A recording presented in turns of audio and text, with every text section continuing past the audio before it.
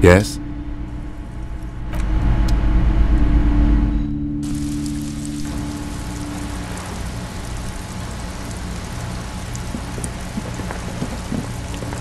Hello, sir. How is the investigation going? Found any curses yet?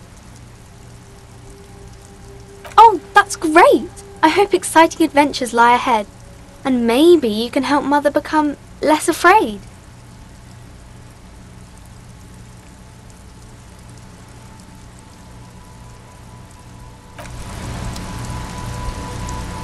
Hello again, sir.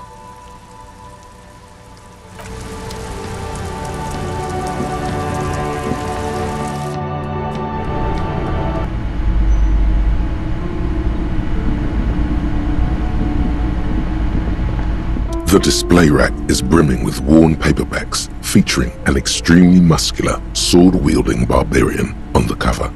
Nearly all the titles contain the word Hyundai.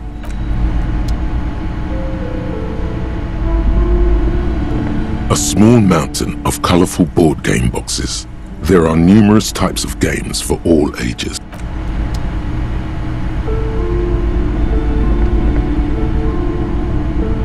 Hello again, esteemed officer, and welcome to Crime, Romance and...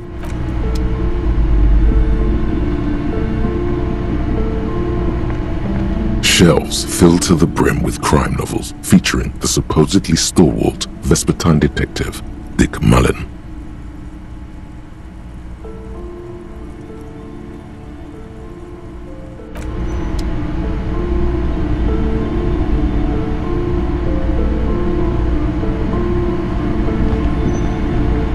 Several maps have been attached. The maps look old and faded.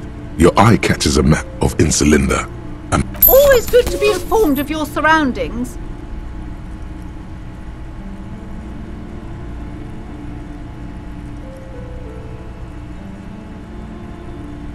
I'm sorry, officer. The map of Martinez is the only one available. The other two are not for sale anymore. And besides, you could scarcely afford them. They're quite valuable, though they might not look it. The map of Martinez is 90 cents, though. Yes, yes. Are you interested or not? Several maps. The maps look old and faded. Your eye catches a map.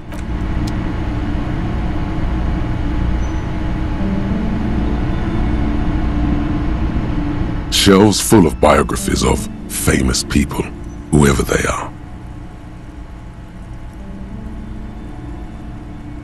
A true cultural touchstone. Enjoy the read.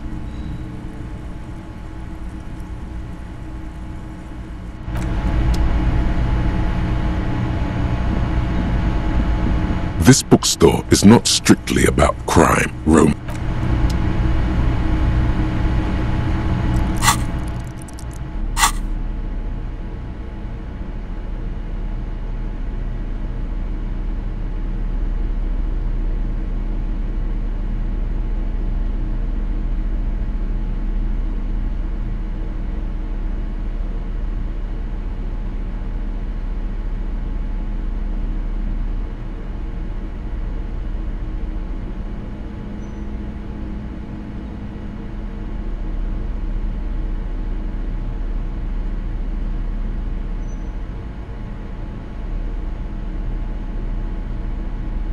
The face of King Freecell smiles at you.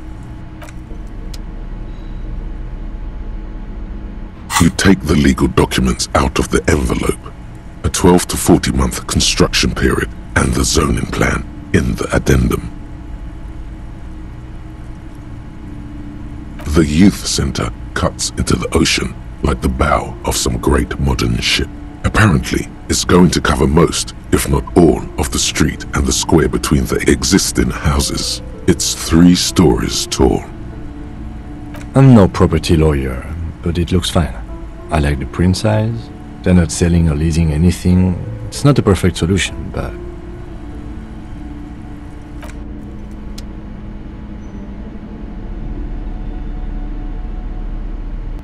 The worn map features the patchwork grid of the streets of Martinez, with directions to appropriately touristy locations, Year 48 resides on the upper right corner.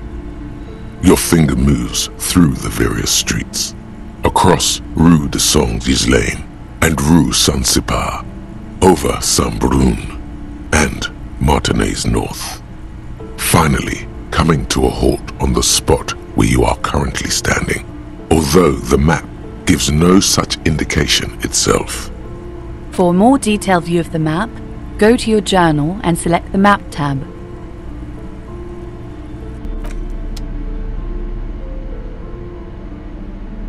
The Greatest Innocence by João Paulo Salomão Lopes de Fuego. The book is large and heavy. Browsing through the various chapters, you try your best to understand the ceaseless overflow, the sprawl of names, dates, places, events historical. Most of it ends up as a twisted mass of facts inside your brain. You can do it. It'll be worth it. There's something here. Your educational survey is done. Did you catch any of that? No. Oh well, it's pop quiz time. Let's see what you've learned. This might take a few minutes. You ready? That's the spirit. Here we go.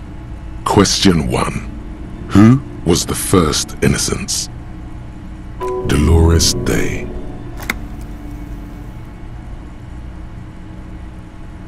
Incorrect.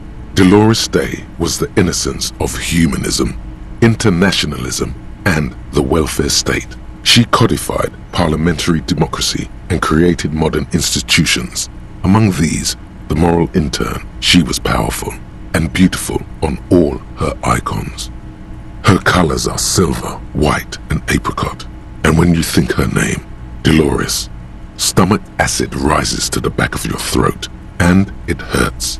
You see a flash silver, a wreath, an airport bag, and blonde hair. You don't know why. Another choice, perhaps? Steer clear of this one. There's something terrible about this one.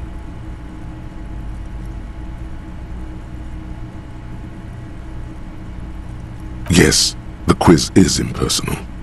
No need to rouse sensations in yourself at the mention of Dolores Day. Who was the first innocence? It wasn't Dolores Day.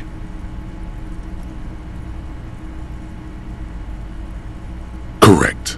Nothing much is known about him. It's not even clear that he was a he, but Franco Negro presumed as such and called him Pius. He's depicted as a young man with molten gold pouring out of his mouth. All he spoke was gold. It's said he invented God and equality of men before God. He also introduced the gold standard as a way for measuring people's love for Aurum. As the first innocence, he declared that there should be more of those like him. It is presumed his disciples were the beginning of the Holy Party, the founding party. Question 2. Who was the strongest innocence? Dolores.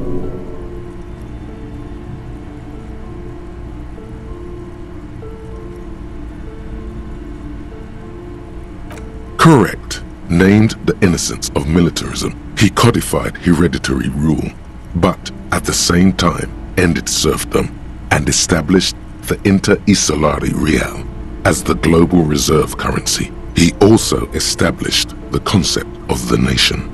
Franco Negro attempted to solve the rising tensions between the aristocracy and bourgeoisie by building a unified society in which every man has a place and a mission, but at the same time may rise to nobility provided on the strength of his virtue. Question 3. Who was the false innocence? Okay, it wasn't Dolores Day. She's not false.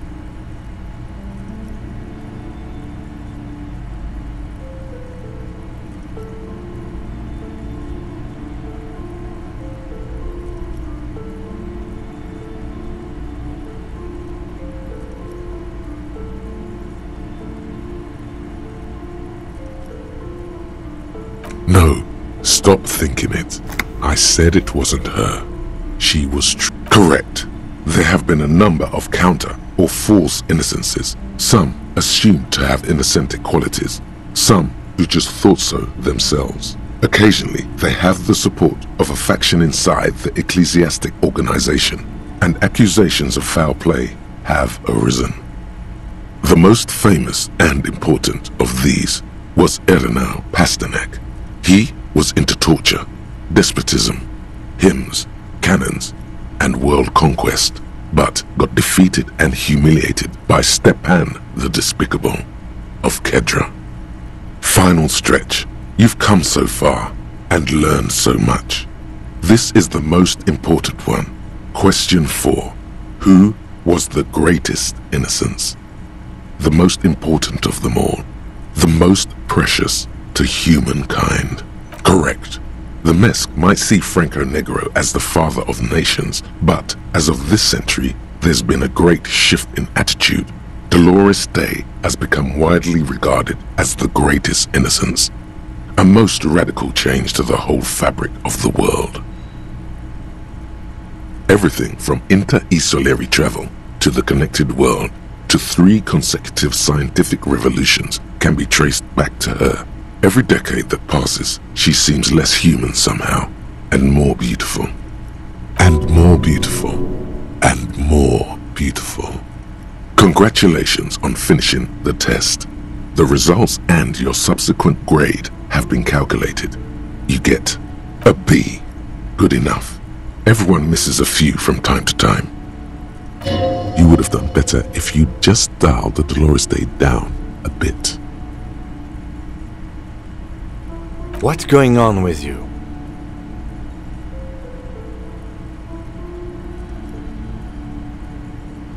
Okay.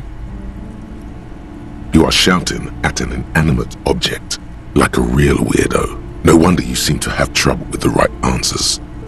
Man, something's weird about this book!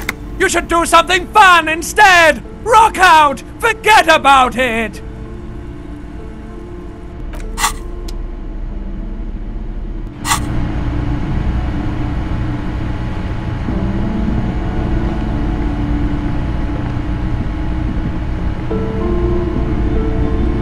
Shelves filled to the brim with crime novels featuring the supposedly... Of course! Such violence and immorality. I mean, enjoy!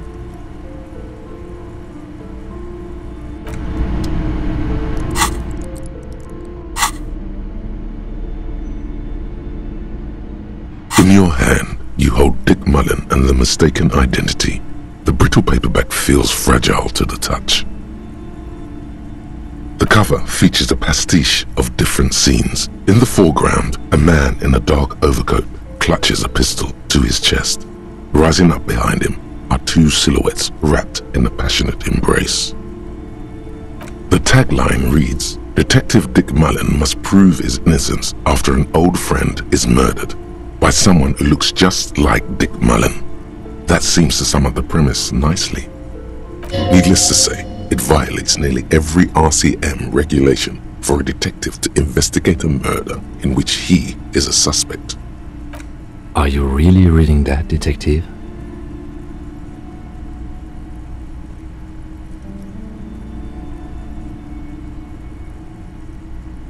That's probably for the best. Those books aren't exactly famed for their tight plotting. The story opens with a knock at the door. Detective Dick Mullen is greeted by an old friend, Charlie Spillane, who's come to Mullen to ask a favor on this dark and cold night. Spillane needs Mullen to drive him in from Vespa to a small town along the Insulindian coast. Despite his friend's apparent agitation, Mullen does as he's asked, then returns home where he passes out drunk, as he does most nights. An extremely unprofessional and hurtful stereotype that's offensive to all upstanding officers of the law, but also extremely accurate in your case.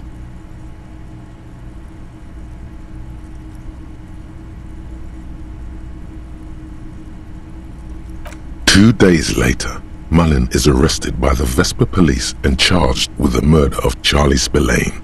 At his interrogation, Mullen learns that Charlie Spillane was shot in a bar in the very town Mullen dropped him off in by by a man matching Mullen's description. Desperate to clear his name, Mullen manages to convince the Vesper police to release him for 3 days so that Mullen may solve his friend's murder and prove his innocence.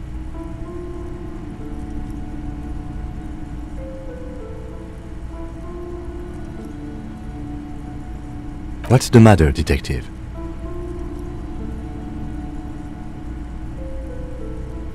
The lieutenant shrugs, resigned to the idea that his profession will rarely, if ever, be accurately represented in art and literature.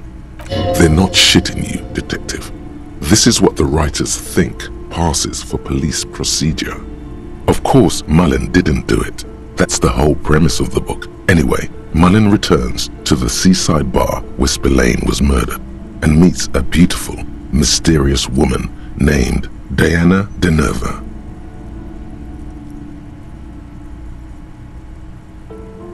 Deneuve reveals that she was Spillane's lover and that he was mixed up with a local amphetamine smuggling operation. As soon as Mullen begins pulling at strings, the whole conspiracy begins to unravel. Not only is the local police captain in on the amphetamine ring, so is the son of a powerful politician and a strung-out art collector named Torvald, each of whom has his own reasons for wanting Spillane dead.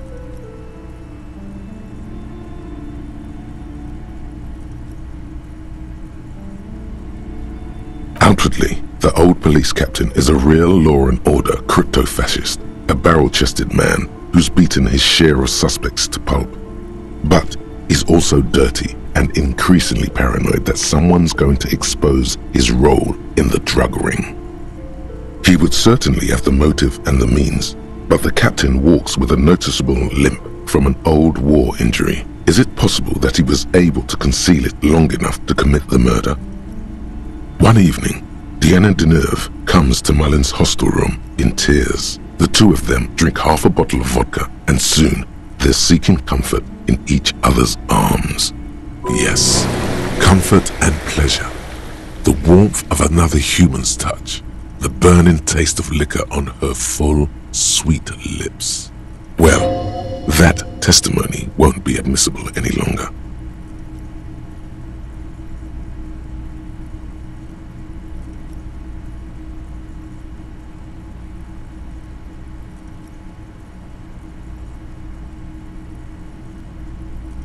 The man's a prosecutor's nightmare. Solving a murder counts for nothing if all the evidence gets thrown out in court over police misconduct. That's just Dick Mullen's modus operandi. He might bend the rules, but he closes cases like no one else can. As the two lovers share a post-coital cigarette, Diana Deneuve turns to Mullen and says, "By the way, Dick, there was something else I meant to tell you. I love you." The name of the true killer. Whatever it is, Mullen never hears the words. A blow to the base of his skull knocks him out cold instantly. In your hand, you hold Dick Mullen and the mistaken identity.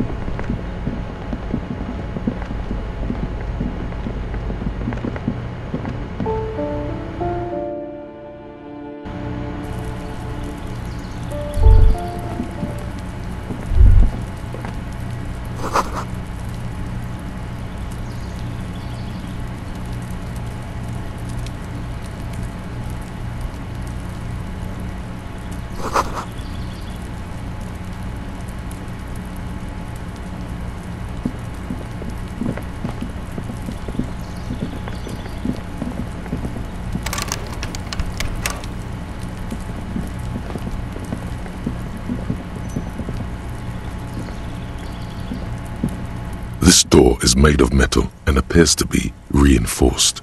Someone here really values their security.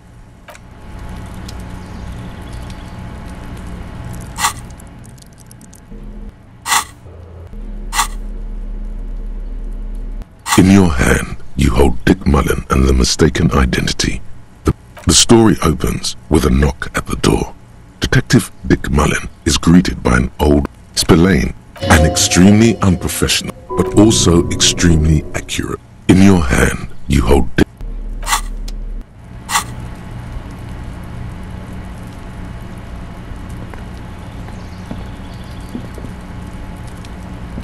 This door is made of metal and no one answers. We should return tomorrow.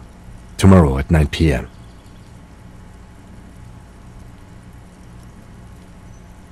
No one answers. We should return tomorrow.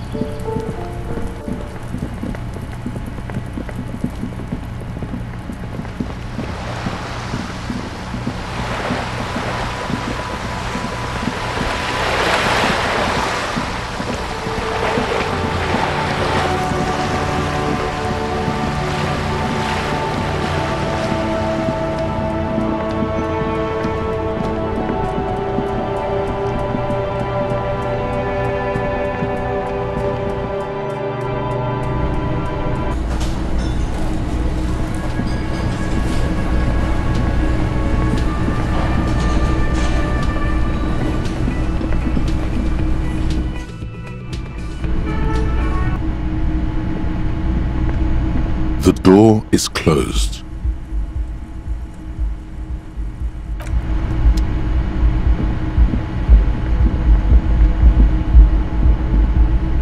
Your hand, you hold. The story opens.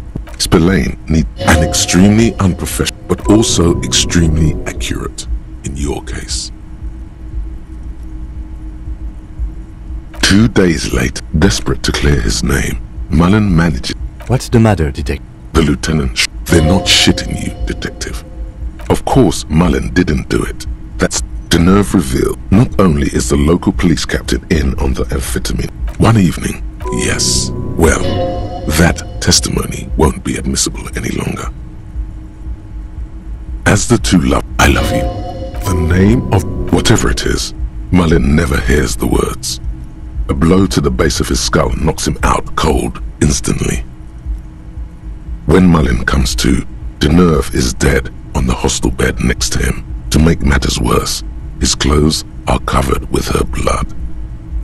Mullen trashes his blood-stained clothes and flees the hostel, knowing it's only a matter of hours before the cops discover Deneuve's body, if they haven't been tipped off already. Fleeing a crime scene, destroying evidence. Even if Detective Mullen didn't commit the murder, he should be facing years behind bars. Dick Mullen won't be sent to the clink for the sake of some legal niceties. The heat is on. If Dick Mullen can't solve both murders before the cops catch up to him, he's going away for life.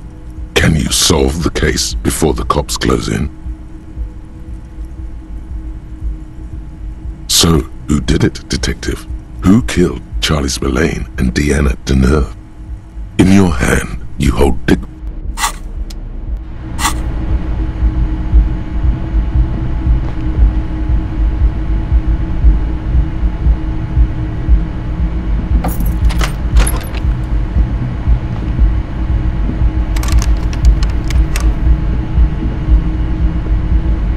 Yes?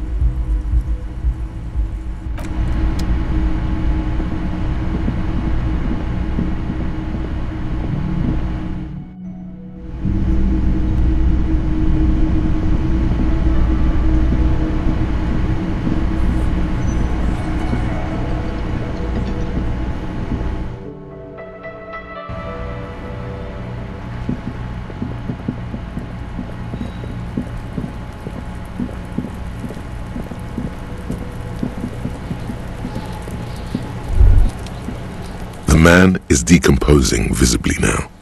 Every hour, he looks less like a creature and more like a pile of intestines.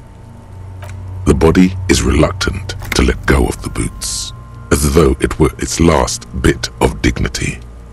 You're going to need to summon all your strength for this undertaking. Whoa! Kuno's little sneak pig's back for the booty. Yeah, fuck it to pieces for us, liar cop. It's not completely useless. You're able to reveal a little more of the putrid polymer sock beneath the boot. It's not completely useless. It feels like the leg is going to come off along with the boot, but you're able to get the boot to move a centimeter or two. See? The corpse doesn't care if you try to take his boots. He doesn't need them. He's probably glad to get rid of them. This is the right method. It takes some time, but eventually the boots come off, with nasty slices of polymer sock stuck to even bigger pieces of skin and rotting flesh. Look, he's skinning the fucker up good, Pulko style. Hell, keep at it, pig. The legs look like they've been clawed at by wild animals. As for the boots, you can't possibly do anything with them until you've cleaned and disinfected them thoroughly. Yes, these absolutely need to be washed before. The stink is incredible. Didn't the Whirling have a kitchen?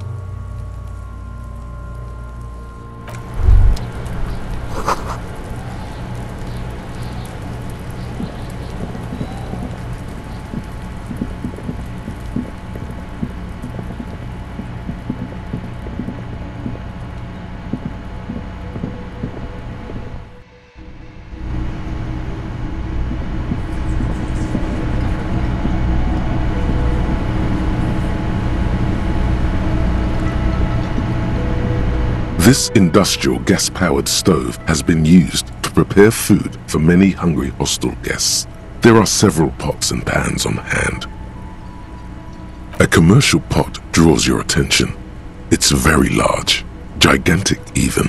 It could be used to make enough stew to feed an entire city, and also to boil a putrid pair of death boots. There is a variety of soaps and bleaches in the cabinet to the left of the stove. There is also a bottle of white vinegar in the cabinet next to the fridge. This is gonna take the hard stuff too. Use as much as you can.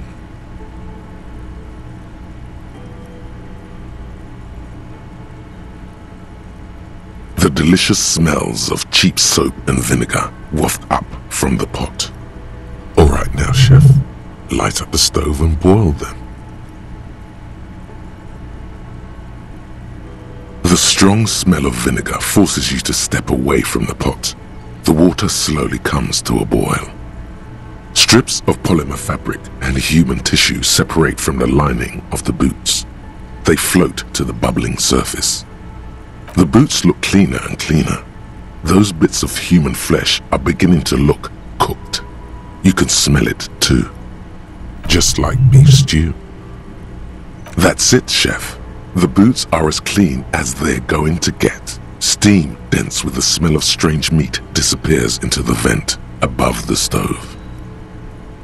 A pair of real beauties. The boots are shiny, hot, and reek of vinegar. Just perfect.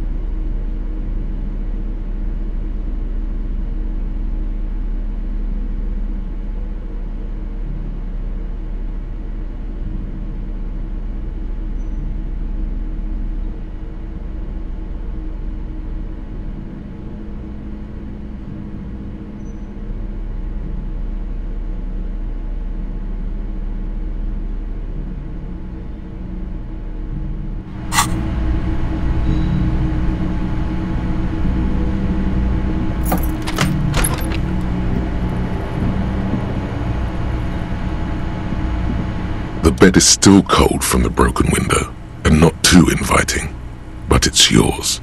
You've earned it. The bed is still cold from the wind blowing in from the broken window. The mattress creaks as you close your eyes and try your hardest to fall asleep.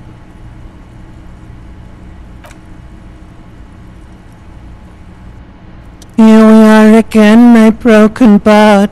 The waves are coming, carrying you away. But you can't go. No, you have to stay. Always half aware of yourself. You're not cooperating, brother man. It's your disgusting body. Even through your sleep you feel a vague discomfort suffusing it. Your belly and your sides are unpleasantly tender. You wish you could curl up into a fetal ball of safety. But you cannot, because of the pain. And there's a lot of it, ever present in your organs. It's like every one of them has their own nasty song to sing. Every cell in your body is moaning in agony, asking, what did we ever do to you?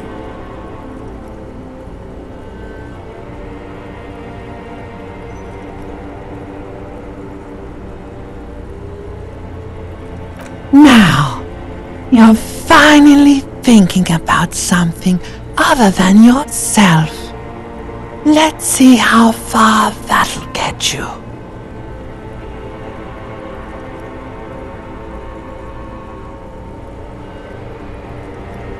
Oh yeah, baby. Frame your suffering as a masterpiece. Only one problem. No one's watching. It's boring, buddy. Boring as death. You're just stuck here, in the half-world. Could try looking at other people. Really looking.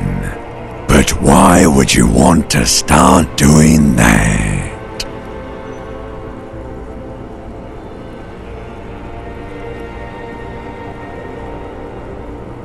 Sure you do. They're all so friendly, aren't they? Some of them are. Some of them are nice. Others are scared. What do you think you're doing right now? Coming to some greater awareness? Look at all these lights, blinking in and out of existence. Thoughts! You're just pretending that you're asleep, even to yourself, while the world goes on without you. Let it. Let it. But it never seems to let you go, does it? Time to rise and wipe that shining sweat off as best you can. Gather your bearings. Rock and roll.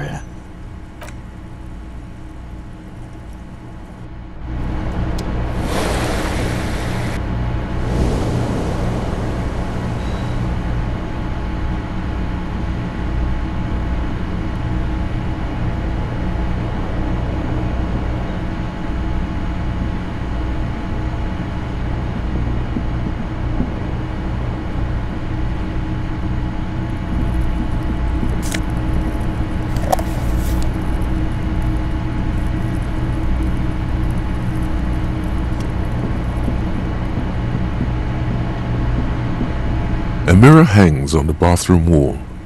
In it, your face, adorned with the expression.